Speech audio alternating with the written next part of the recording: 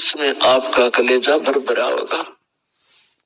आपको पिछला गया हुआ जीवन नरक दिखाई देगा और इतना पश्चाताप बनेगा, आपकी आत्मा चीर उठेगी। अब जैसे किसी ने नशा कर रखा, चाहे वो सांप के पास पड़ा हो, तो दूसरी बात उसको डस नहीं रहा, लेकिन जब उसकी आंखें खुलेंगी, होश में आएगा, उसका कलेजा हिल जाएगा। तो हम काल के लोक में पड़े हैं, ये डसे कब गया उसकी मर्जी, लेकिन हम उसके विवश होकर उसके आगे पड़े हैं।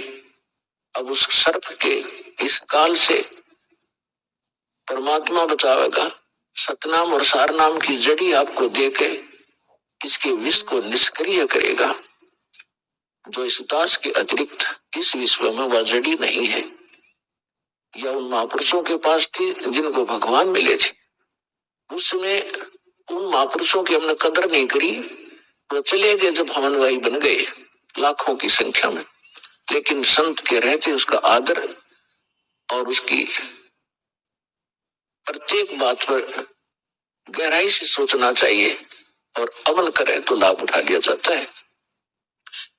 पुण्यात्माओं, हम ऐसे गंदे लोक में रह रहे हैं, चाहे यहाँ का प्रधानमंत्री बेशक आप लोग कितना ही अच्छा दिखाई देता हो, लेकिन उस जीव का कोई आधार नहीं है। कबीर सब जग निर्धना, धनवंता ना कोई, धनवंता सो जानियो जिस पर राम नाम धन होए। जो वर्तमान के अंदर सत साधना नहीं कर रहे हैं, चाहे वो कितने धनी हो, कितने उच्च पोस्ट प्राप्त है, उन जीवों का भविष्य नरक में है, बहुत बुरा होगा उनके साथ। अब उनको ये ज्ञान होगा जो कि एक मानव को, प्रत्येक प्राणी को होना चाहिए कि जो तू गलतियां कर रहा है इसका तुझे दंड भी भोगना होगा। तो उसके बाद वो प्राणी, बुद्धिमान व्यक्ति, वो गलती किया नहीं करता। आज जो हाहाकार मची है संसार के अंदर, किसी भी भाग में जाकर देख लो या किसी और फील्ड में देख लो, एक माया कमाना उद्देश्य बना रखा प्राणी ने, चाहे झूठ बोल के, चाहे रिश्वत लेके, चाहे हेरा फेरी करके, इसलिए कि कोठी बनाऊंगा, अपने बच्चों को अच्छी शिक्षा दूंगा, उनके लिए कार खरीदूंगा, बैंक बैलेंस बनाऊंगा। पुण्यात्माओं, यह भूल पड़ गई। हम भूल गए विधान को परमात्मा के। मासा घटे न तिल बधे, विदना लिखे जो लेखे, सच्चा सतगुरु मेट कर भाई ऊपर मारे मेघ। जब तक हम परम संत की शरण में परमेश्वर की रजा ग्रहण नहीं करते, तब तक हम केवल अपना किया कर्म ही प्राप्त करते हैं। उसके अंदर एक नए पैसे का कोई भी परिवर्तन नहीं हो सकता। यदि कोई 2 नंबर का पैसा इकट्ठा करके धनी बनना चाहता है, पुण्यात्माओं, समय आने पर उसके लिए बहुत बुरी बनेगी। बहुत से प्रमाण हमारे पास है और प्रत्येक व्यक्ति जब इस ज्ञान को सुनता है उसको अपने किए कर्म का आभास भी होता है। और जब उसको पता चलेगा कि सचमुच ये कर्म ठीक नहीं है तो त्याग भी देगा। जब तक उसको ये पता ही नहीं लगेगा कि मैं जो कर्म कर रहा हूं ये सचमुच बुरा है, क्योंकि हम जिस क्षेत्र में रहते हैं वहां सभी वही क्रियाएं कर रहे होते हैं, तो हम निश्चिंत हो जाते हैं, सभी कर रहे हैं, नो प्रॉब्लम। लेकिन भाई अपराधों से लाख कर लियो, सबको प्रॉब्लम होगी। तो जैसे एक व्यक्ति जब इस ज्ञान से परिचित हुआ, ज्ञान से भी तभी परिचित हुआ जब उसका सर्वनाश हो लिया। वैसे तो हम भगवान को एक सेकेंडरी थिंग मानते हैं, देख लेंगे टाइम मिला तो कभी मत्था टेक आवाएंगे, किसी गुरु जी के पास चले जाएंगे, बाकी समय अपना धन कमाएंगे। और वो भी उसके लिए वरदान होता है जब उसके ऊपर ऐसा कहर टूट जाए, भगवान की याद आ जाए। एक व्यक्ति बता रहा था कि मैं घना निकम्मा आदमी था, अब पता चला कि मैं निकम्मा था, जब तक मैं घना अच्छा मान रहा था अपने आप को। मेरी एक टेप रिकॉर्डर की दुकान थी, रिपेयर एंड सेल की। उस समय ये सोने की कैसेट चली थी, बहुत पुरानी बात है, और वो बहुत कॉस्टली होती थी, 30-30, 35-35 रुपए की आती थी, और मैं वो डुप्लीकेट तैयार करता था एज इट इज, जो मुझे इंक्लूडिंग रिफल और उसका कवर 2 रुपए की पड़ती थी, मैं 32 रुपए लेता था। तो भोली आत्मा 35 की बजाय 32 में मेरे पास लेने आते थे, और फिर वो कुछ दिनों में खराब हो जाती, तो मैं कहता भी देख ले कंपनी की है, मैं क्या करूं, तेरे टेप में गड़बड़ होगी। बहुत से पैसे इकट्ठे किए, इकलौता पुत्र था, सोचा था बच्चे को घना धनी बनाकर मरूंगा, इसको सारी सुख दूंगा। वो बच्चा ही बीमार हो गया, लड़का इकलौता पुत्र था। आसपास के डॉक्टरों को दिखाया, इलाज शुरू हो गया। इसके पैरेलल झाड़े झपटे वालों के पास भी, और अपनी जो पूर्व पूजा करते थे उनके परंपरागत पूजाएं थी, वहां भी सब क्रियाएं करवाई। ऑल इन वेन, सब असफल रही, और पैसा बाढ़ की तरह बुन रहा था। फिर बच्चा बहुत कमजोर हो गया, 1 वर्ष लगभग ट्रीटमेंट ऐसे ही चलता रहा। कभी थोड़ी सी राहत मिल जाए, फिर ज्यादा हो जाए, फिर राहत मिल जाए। जो मैंने पैसा कमाया था वो सारा का सारा जा रहा था, लेकिन मेरी समझ में नहीं आ रहा था, अब फिर कमा लूंगा एक बेटा ठीक हो जाओ। फिर क्या पता चला कि उसके दोनों किडनी फेल होगी। ऑल इंडिया इंस्टीट्यूट दिल्ली ले गया, उन्होंने बताया कि अति शीघ्र ट्रांसप्लांट कराओ, नहीं तो बच्चा नहीं बचेगा। जैसे तैसे किसी से कह सुनकर और एक गुर्दा प्राप्त किया, कोई सब इच्छा से दान करने वाला मिल गया। फिर भी उसके खर्चा बहुत हुआ, यानी उस समय 3.5 लाख रुपए मेरे उस गुर्दा के बदले बदलाने में लग गए, और पहले और खर्च हो लिया घना। जो मेरे पास धन था, वो मकान था, वो सब बेच दिया, किराए पर रहने लग गया। अब बेटा ठीक हो जाए, फिर कमा लूंगा। तो कहने का भाव ये है कि लड़का स्वस्थ हो गया, गुर्दे सफल हो गया गुर्दा उसका। फिर गांव में एक प्लाट था, वो बेचकर शहर में छोटा सा मकान भी बना लिया। बच्चे के विवाह की तैयारी थी, अच्छी शिक्षा ग्रहण करवाई थी उसको, और अच्छी नौकरी की अपॉइंटमेंट भी उसकी होगी थी। विवाह की तैयारी कर रहे थे, खूब सारी धूमधाम से कार्य किए जा रहे थे। वो लड़का एक अपनी कार में जा रहा था, एक गाड़ी से टकरा गया, ट्राले तय, यानी बस दुर्घटना में उसकी मृत्यु होगी। बस में जा रहा था।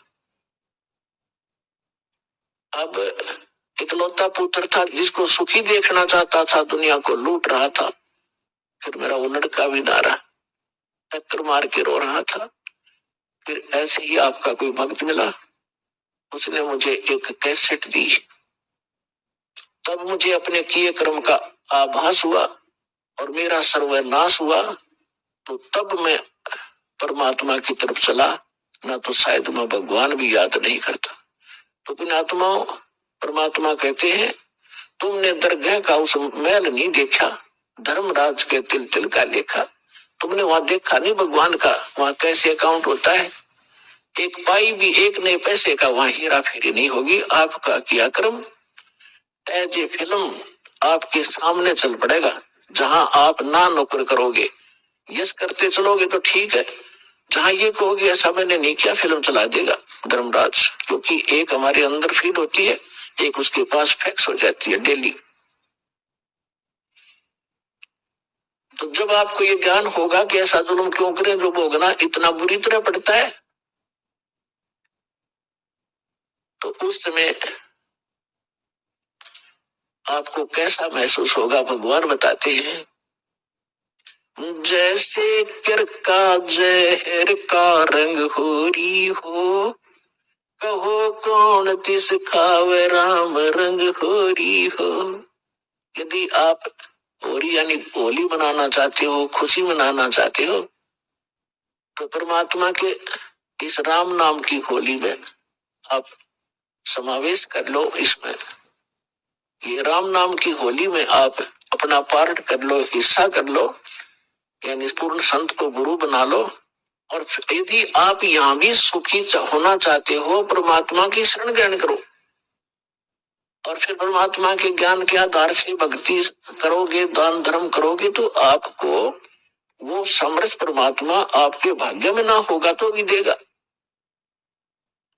हम जब तक परम संत के माध्यम से और परमेश्वर उस परम अक्षर ब्रह्म कबीर परमेश्वर की शरण ग्रहण नहीं करते, तब तक हम अपना केवल जो पूर्व जन्म का संस्कार है वही प्राप्त होता है। चाहे बुरा है तो बुरा मिलेगा, अच्छा है तो अच्छा मिलेगा। और जो पुनकर्मी प्राणी हैं, आज वो बड़े बड़े सेठ बने हैं, कोई राजनेता बना है, कोई अभिनेता बना है, कोई आईएएस आईपीएस बना है, कोई डॉक्टर इंजीनियर बना है, कोई जज बना है, कोई एडवोकेट बना है। तो ये पिछले जन्म के घने पुनकर्मी प्राणी हैं और ये सारा जीवन खोटे कर्म करें।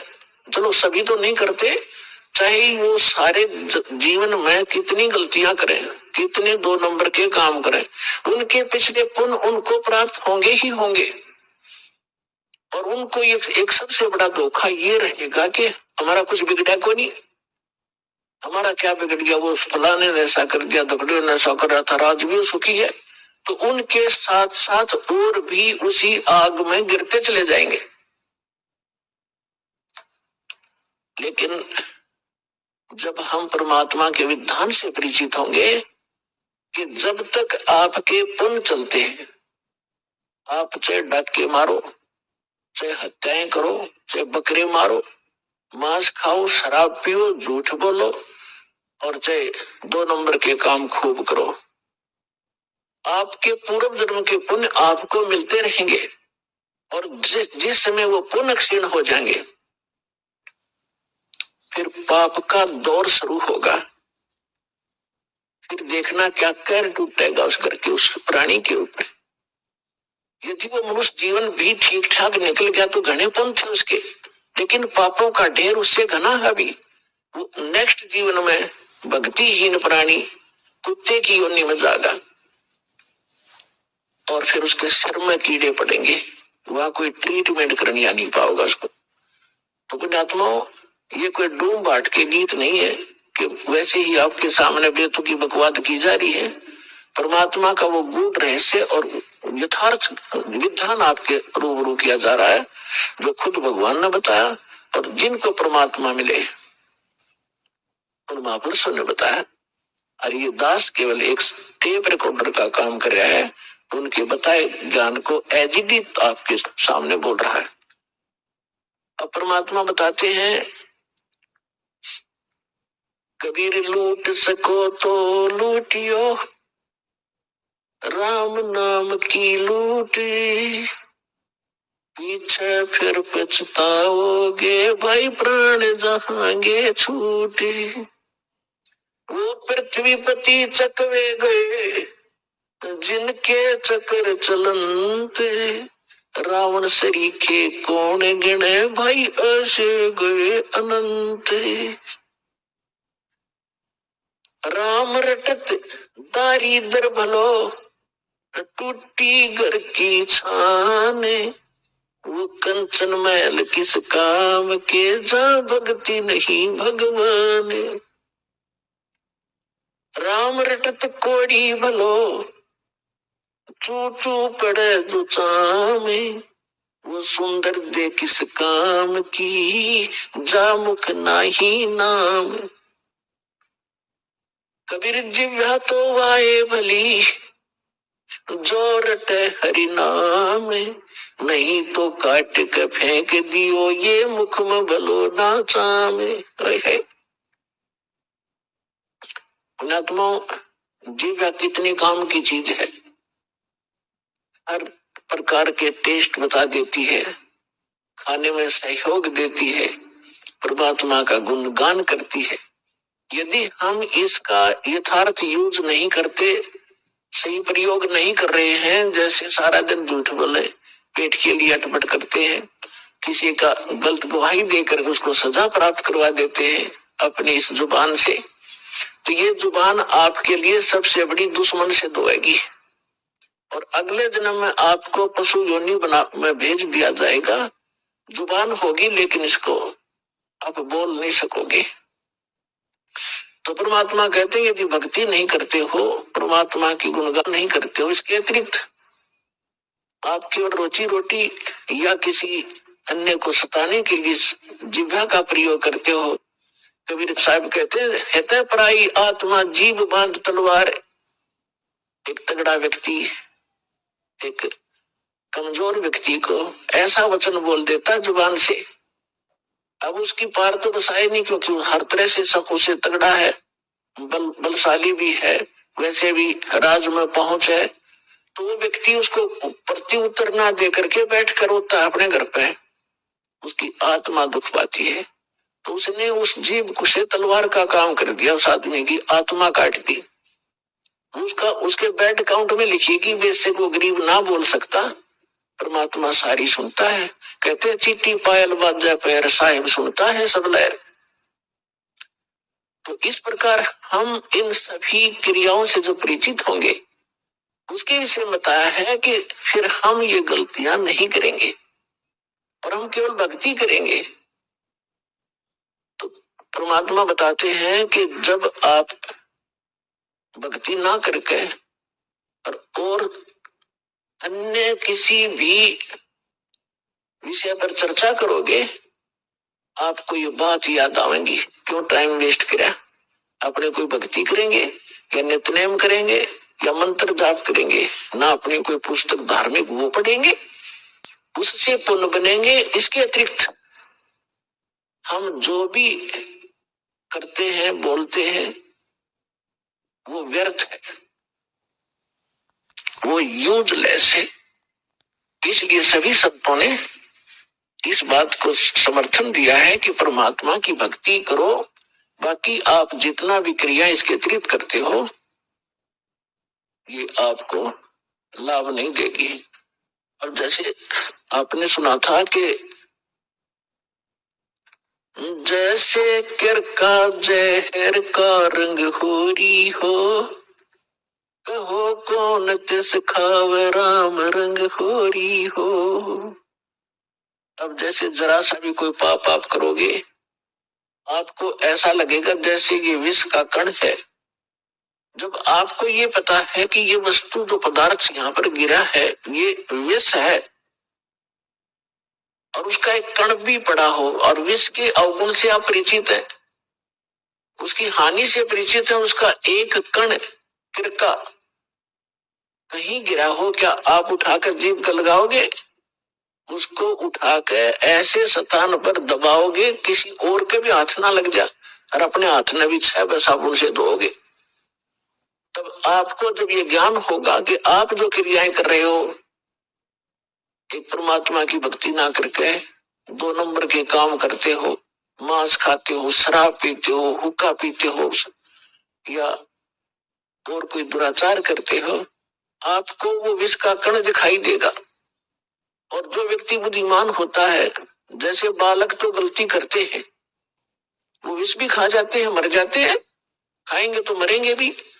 और जब वो बच्चे बुद्धिमान होते हैं, कुछ सियाने होते हैं, फिर उनको पता चल जाता है कि ये सर्प है, ये बिजली है, ये विष है, और पहले वो उन्हीं को पकड़ लेता और मर जाता है।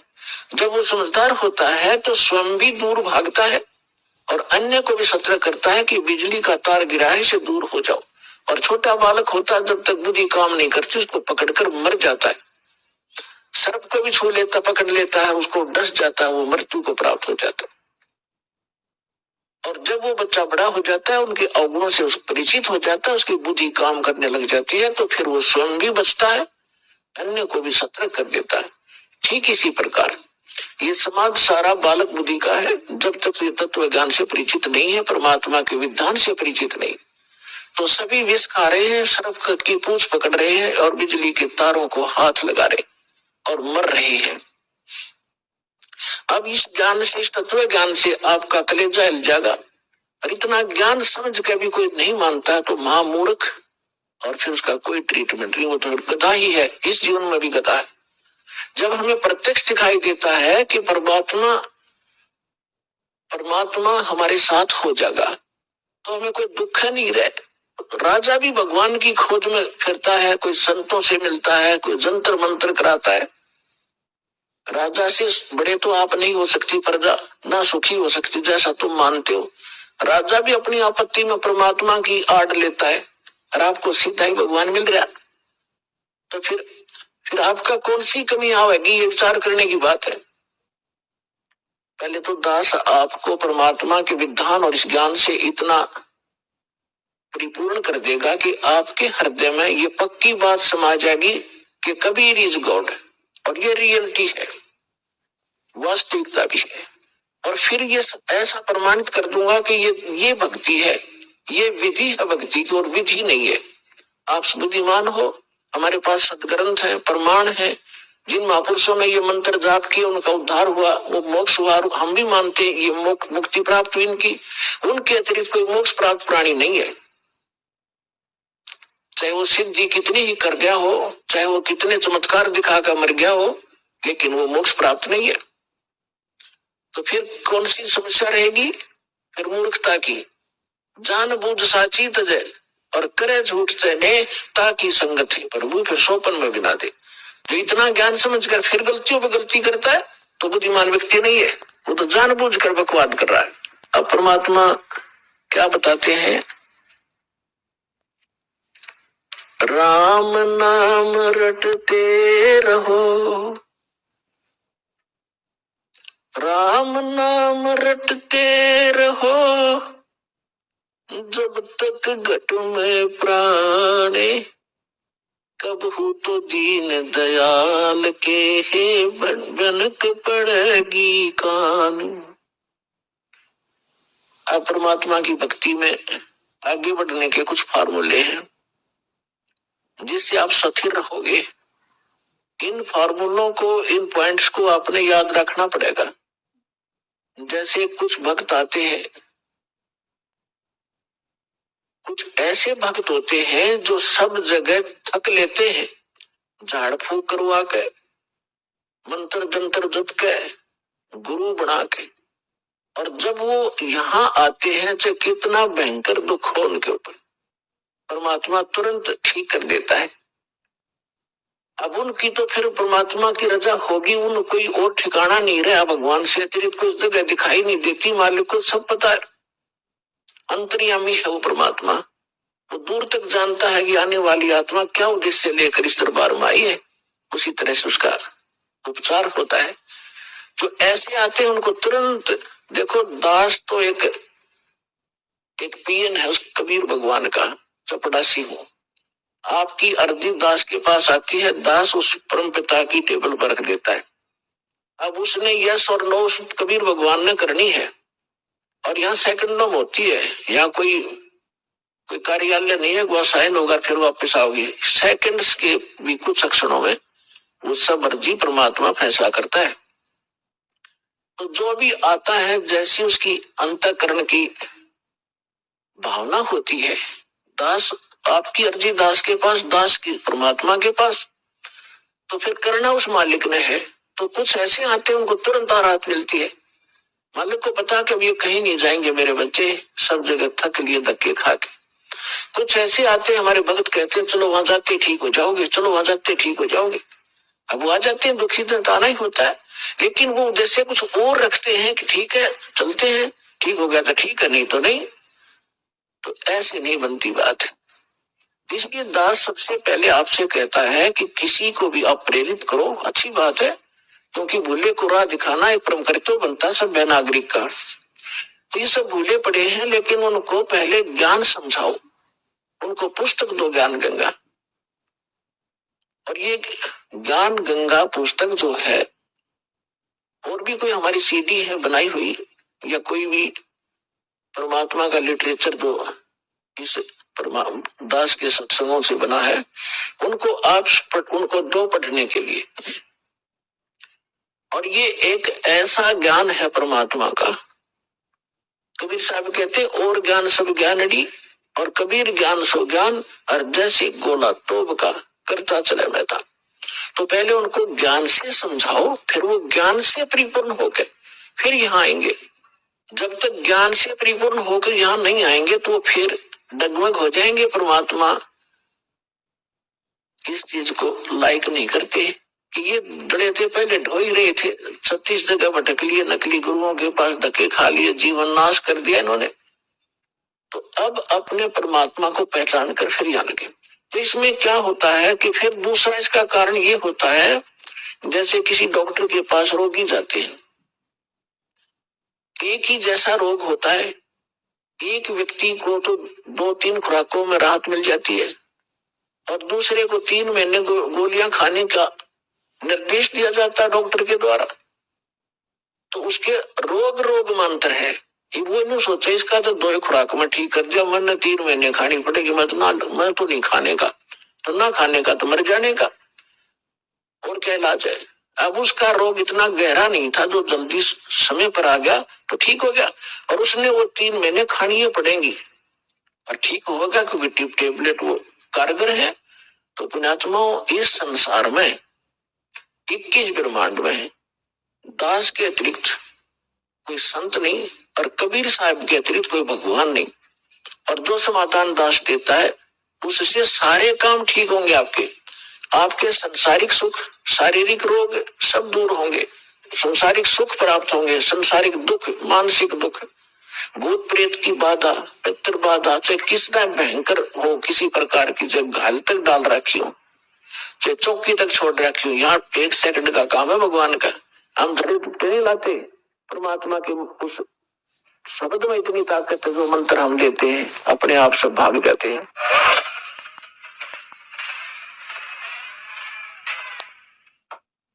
फिर कहते हैं धीरे धीरे रे मना, धीरे सब कुछ होवे, माली सींचे 100 घड़ा, समय आवे फल होवे।